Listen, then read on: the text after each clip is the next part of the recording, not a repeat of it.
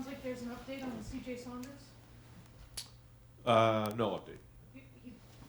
Have you ruled him out for the year? Because that's what they said in the radio show. I just want to confirm that. Well, he's ruled out for this game. I don't know if we ruled him out for the year yet. If we have, I'll check with our people and find out if that's in fact the case. Front row middle, Dave. Ryan, Zach Harrison, obviously he's very talented, #1 defensive end recruit in the nation. I thought he was raw, maybe wouldn't play as much as he is this year. When did it hit you that, I think you told us in camp, but when did it hit you?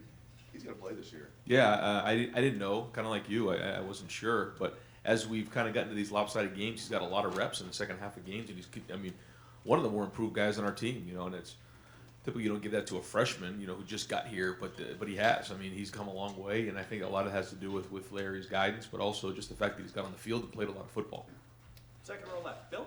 Ryan, you talked about wanting to see some, I don't know if improvement's the right word for the passing game, but just see that be a little crisper.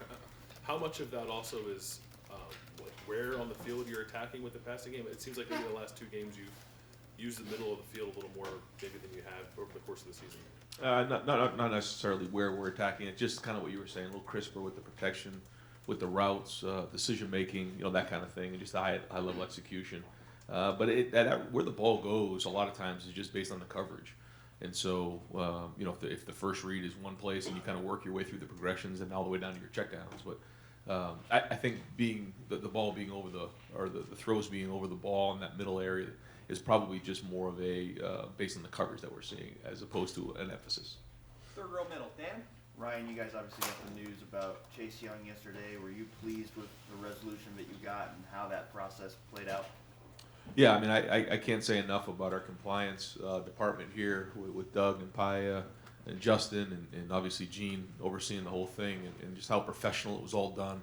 I just really think that they did an unbelievable job with this whole process and their communication, and they were unbelievably professional. And so I just going through this for the first time and seeing them operate like that, they were operating at a high level, and then just the way Chase handled himself through all this is really admirable. Second row right, Tony. Ryan, the Ohio State club football team is ranked #1 in the nation. They have a playoff game this weekend. Any advice for their head coach? Oh boy, yeah. So who they playing? Coppin State. Ooh, Conference foe. I'm trying to think of their nickname. I'm a nickname guy. I forget their name, Coppin State. But anyway, no. Hey, listen, the big games. The big players got to step up and got to make sure they take care of the football and the plan to win. Play good special teams. Motivate those guys. It's on Saturday. Yep. What's the weather report supposed to be for Saturday? Fair to Midland. Yeah. Well, they got to handle the elements then. Make sure they're playing. But that's cool. That's cool. We have a guy on our team that came from the club team, Chris Booker, and he's done a great job for us. A lot of respect for him, and so their love for football is obviously very well respected. Eagles, good. Coppin State Eagles. The Eagles, I think they changed that. It used to be something else. Check the history on that. Okay. Yeah, front row right, Austin.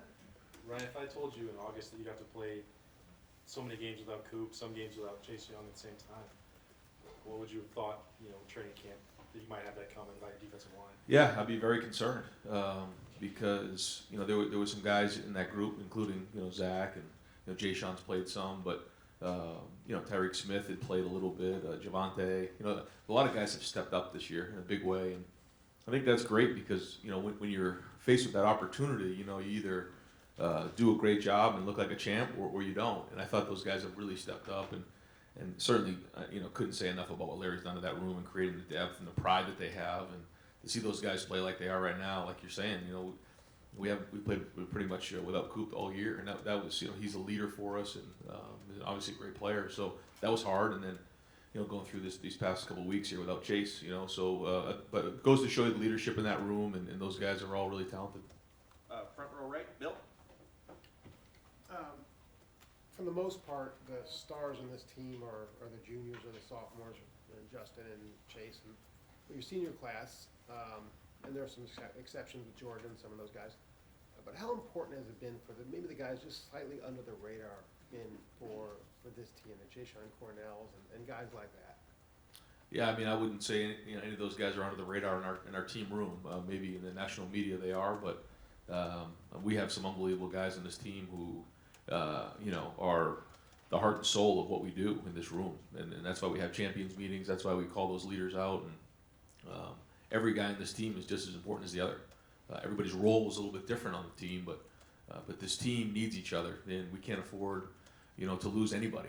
And they stick together. They're strong, and whatever. Certain guys produce certain levels on the field and everything like that, and they get certain attention. But the chemistry of this team is critical to have everybody involved with it. And all of a sudden, you have one guy stray in another direction, that hurts the team. And so we got everybody kind of rolling in that direction. And there's a lot of guys that are involved with that, like you said, maybe sometimes go unnoticed, that are really important to, especially when we're in this room. But everybody knows that on the team. I was speaking more about the seniors specifically. Is that what you're referring to? Sure. Yeah, absolutely. They've been around here a long time, and they know what it's supposed to look like. And I challenge those guys all the time. At this time of year, you can't be cutting corners. And if the seniors see a guy cut a corner, they got to call it for what it is, and they got to stop young guys from doing that and train them the way it's supposed to be in November. Right next door, Joey? With Chase, he won't travel this weekend. What was the thinking behind that? Because he's the captain. Did you bring him? Did you have him stay here? Yeah, he just wants to stay here, and I think that's the right thing to do for us. We've traveled a couple of those guys and gotten waivers for Coop and for CJ, who've been injured. They want to be with the team, but he's going to kind of stay back here and lift and get himself ready for Sunday. Right next door, Tim? Yeah, Brian, is your intention, your staff's intention, to show something new each game offensively? And then number two, when someone presents a play or you have a play, is it a requirement by you for there to be extensions of that play down the road? Yeah, I think you always are trying to experiment with new packages to stay ahead of the game. And then, like you said, good offenses have plays and then plays off of plays. If they're just plays, then you're just running a bunch of plays. You're not running an offense. And I think to your point, yeah, that's where, like a great example of that was, the play to KJ.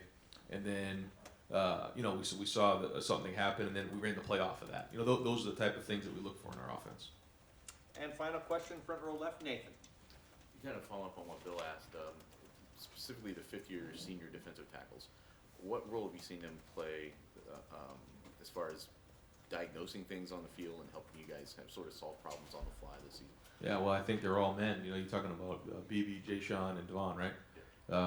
Those guys are three of the guys you can count on every day. And it's great to have, veteran guys like that who play veteran, who take things serious and understand the blocking schemes and work really hard to make sure that they're prepared and that their unit's prepared.